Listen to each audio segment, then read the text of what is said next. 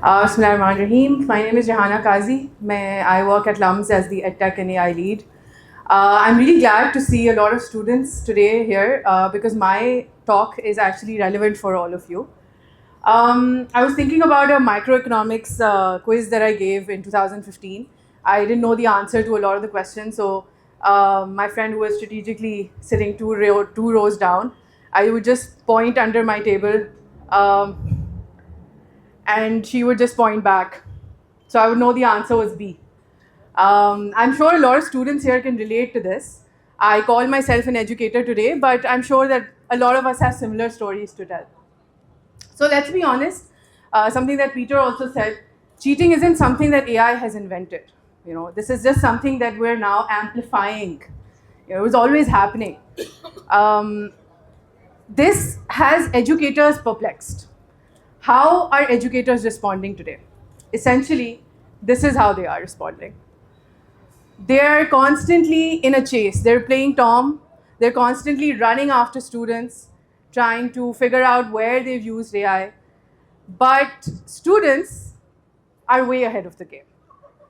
Before you can figure out how to use the Turnitins, the GPT zeros, they know exactly how to cheat the system and to move ahead. So what do we do here? Either you can be constantly chasing after them, setting traps for them, trying to catch them, trying to punish them, penalize them, or as educators, we can look at this as an opportunity to empower them. How do we do that? I'm going to give you two examples. I'm going to give you two examples of courses. One of them is a digital marketing course. The point of the course is to get the students to think about creative marketing strategies, how to grow a YouTube channel, for instance, or an Instagram channel. And what students do is that they put all these ideas into an AI bot, right? ChatGPT, Gemini, whatever you're using. And you ask the bot to create a final report. Is this cheating? How many of you think yes?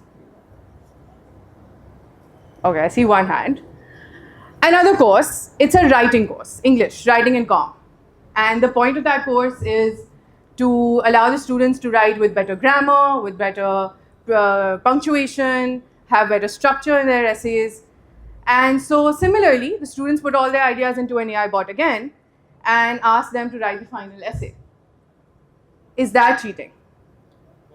Oh, it's a lot of hands. Okay, great. So what classifies as cheating in the AI era depends on what you're trying to teach, or as in education, what we like to call the learning outcome. What are you trying to teach? And so when we design courses, or when we design courses, what we do is we map the learning outcomes on assessments. What you're trying to teach versus how you're going to test that has been taught or not. That's the traditional way of doing it. Here's my suggestion. What I suggest is we go one step further. And then once we've mapped out all our assessments, we start mapping them onto what we call an AI assessment scale. Now, what does that look like? The one that I'm going to use is by Perkins et al.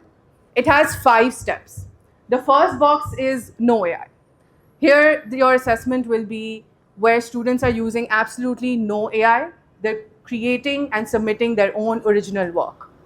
The second and third box are where AI comes into the mix, where we start talking about editing with AI, where we start talking about brainstorming with AI, ideation, and it's kind of like you use AI in certain process of your work.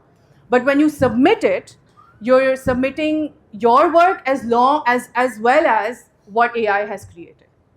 The fourth and fifth is where AI becomes a collaborator or a co-pilot, where parts of your assessment are being done entirely by AI. Or you're co-creating a product with AI and submitting that as your final submission. When we talk about mapping, you have all your assessments. A traditional course, and a lot of students are sitting here, a traditional course is going to look like this. All your assessments are usually going to fall in the no AI category. What I think should be done, contrasting to this, is that they should be spread out across the entire spectrum. What that does is it prepares you for the real world. Now, when you graduate, right now, a lot of you are doing your A levels. After this, you're going to go to university. After that, you're going to graduate. You're going to start looking for jobs. Maybe some of you will start working during your universities as well. What does the job market look like right now? Right now, you have access to all these tools. As a professional right now, I am working on tasks that is using no AI, but I'm also co-creating and collaborating with AI to create final products, right? That is important.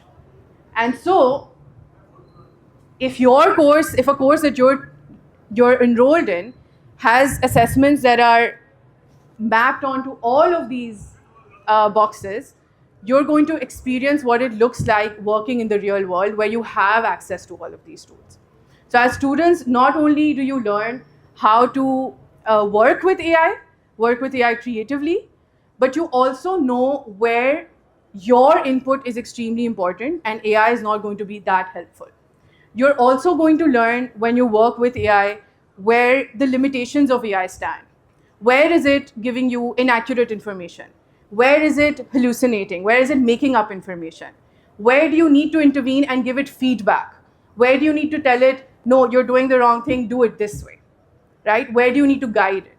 And so all in all, it's preparing you for a world where when you go out, you will have access to not only these tools and just like using it like you were before, but also using it creatively in a way that right now, I can't imagine. But when you start working with it, you can really push the boundaries of the possibilities.